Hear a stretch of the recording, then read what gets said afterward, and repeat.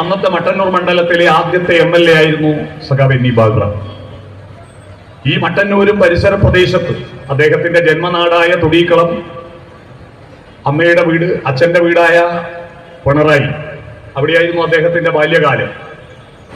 ആ ബാല്യകാലത്തിൽ കുടുംബത്തിലുള്ള പാരമ്പര്യമായ അനുഭവങ്ങളിലൂടെ സംസ്കൃത പഠനം നടത്തി.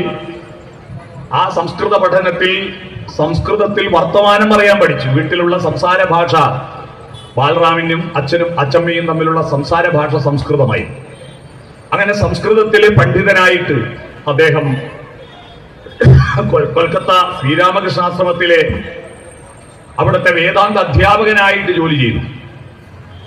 ആ ജോലി ചെയ്യുന്ന അവസരത്തിലാണ് കാഷായ വസ്ത്രം ധരിച്ചിട്ട് ഇടയ്ക്ക് നാട്ടിൽ വരികയും തുടിക്കളം ഗ്രാമത്തിലെ മുനിയറകളിൽ ഏകാന്തമായിട്ട് ധ്യാനനിരതനായിരിക്കുകയും അതിനിപ്പുറത്തുള്ള കൈതേരി വീട്ടിലെ നാരായണിയമ്മ പശുവിനെ കൊണ്ടുപോയിട്ട് ഈ ഗുഹയുടെ മുന്നിൽ കൊണ്ടുപോയി കെട്ടുകയും ആ പശുവിന്റെ പാല് കറന്ന് നേരിട്ട് കുടിച്ചിട്ട് വീണ്ടും ധ്യാനം തുടരുകയും ചെയ്യുക മാത്രമായിരുന്നു അന്നത്തെ ബാലറാം അദ്ദേഹത്തിന്റെ യൗവന കാലഘട്ടത്തിൽ.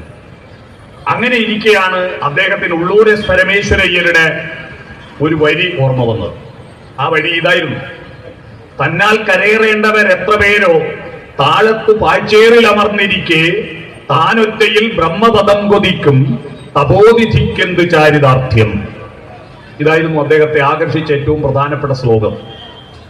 താൻ കൈപിടിച്ചുയർത്തേണ്ട എത്രയോ മനുഷ്യർ ദാരിദ്ര്യത്തിന്റെ ചളിക്കുണ്ടിൽ ആണ്ടുകിടക്കുമ്പോൾ, പട്ടിണിയുടെയും അജ്ഞതയുടെയും അന്ധകാരത്തിൽ മുങ്ങിക്കിടക്കുമ്പോൾ താൻ ഒറ്റയ്ക്ക് തപസ് ചെയ്ത് മോക്ഷം പ്രാപിക്കാൻ ശ്രമിക്കുന്ന ഒരു തപോനിധിക്ക് എന്ത് ചാരിതാർത്ഥ്യമാണ് ഉണ്ടാവുക എന്നാണ് ഉള്ളൂർ പറഞ്ഞത്. ഈ ദർശനമാണ് അദ്ദേഹത്തെ ഹഠാത് ആകർഷിച്ചത്. അദ്ദേഹം ഇന്ത്യ രാജ്യത്ത് സ്വാതന്ത്ര്യ സമരം നടക്കുന്ന കാലമായിരുന്നു എന്ന് മാത്രമല്ല, നിങ്ങൾ അറിയണം, 1925 ഈ കേരളത്തിൽ 81% ആളുകൾ പട്ടിണിയിലായിരുന്നു. 81% ആളുകൾ പട്ടിണിയിലായിരുന്നു. അന്നത്തെ സർവേ കണക്കാണിത്. 1925 ആ പട്ടിണിയുടെയും ദാരിദ്ര്യത്തിന്റെയും അറിവില്ലായ്മയുടെയും ചളിക്കുണ്ടിലാണ്ട് കിടക്കുന്ന മനുഷ്യർക്ക് മോചനം നേടാൻ താൻ പരിശ്രമിക്കാതെ മന്ത്രം ജപിച്ചും നാമം ചൊല്ലിയും മാത്രം തനിക്ക് മരണാനന്തര ലോകത്തിലെ പാരത്രിക സുഖം ലഭിക്കാൻ മാത്രം പരിശ്രമിക്കുന്നതിൽ മനുഷ്യന്റെ ജീവിതത്തിന് അർത്ഥമില്ല എന്ന് തിരിച്ചറിഞ്ഞിട്ടാണ് അദ്ദേഹം സ്വാതന്ത്ര്യ സമരത്തിൽ പങ്കെടുക്കുവാൻ വേണ്ടിയിട്ട് കണ്ണവത്തെ കോൺഗ്രസ് കമ്മിറ്റി ഉണ്ടാക്കുന്നത്.